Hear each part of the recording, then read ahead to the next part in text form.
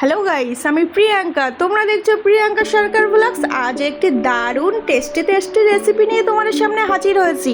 কি বলো তো বন্ধুরা, দেখেই বুঝতে পারছো আমার এখানে আছে খাসির মাংস। হ্যাঁ, নিরামিষ খাসির মাংস।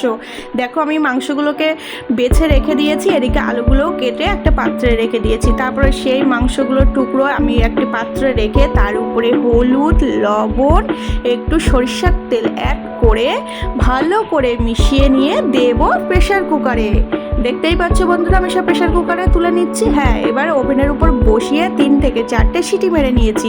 আর একটি পাত্রে নিয়েছি গরম মশলা, জিরে, গোলমরিচ, আদা, শুকনো লঙ্কা। এবার আমি কড়াইতে দিয়েছি তেলটা হয়ে গেলে সেই কেটে রাখা আলুগুলো দিয়ে হলুদ লবণ দিয়ে ভালো করে নাড়াচাড়া করে লাল লাল করে ভেজে আমি এই তুলে নিচ্ছি। তোমরা দেখতেই পাচ্ছ বন্ধুরা।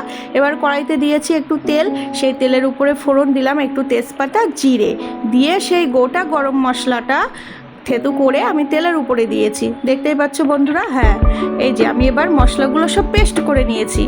পেস্ট করার পরে সেই তেলের উপরে দিয়ে ভালো করে নাড়াচাড়া করে মশলাটা হয়ে গেলে তাতে অ্যাড করছি একটু হলুদ, লবণ। দেখতেই পাচ্ছ বন্ধুরা, আমার মশলাটা হয়ে এসেছে।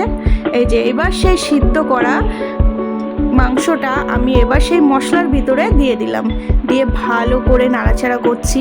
দেখতেই পাচ্ছ যত সময় না হবে তত সময় কষেই যেতে হবে মাংসটা। এই যে আমার কষাও হচ্ছে মাংসটা, তোমরা দেখতেই পাচ্ছ সবাই।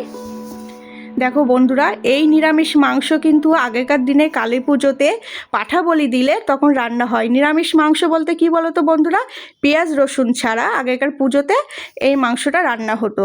এই যে আমি সেই ভেজে রাখা আলুটা অ্যাড করলাম মাংসের ভিতরে দিয়ে একটু নাড়াচাড়া করে এদিকে প্রেসার কুকারে গরম জল বসিয়েছি, সেই গরম জল দিয়ে ঢাকা দিয়ে দিলাম।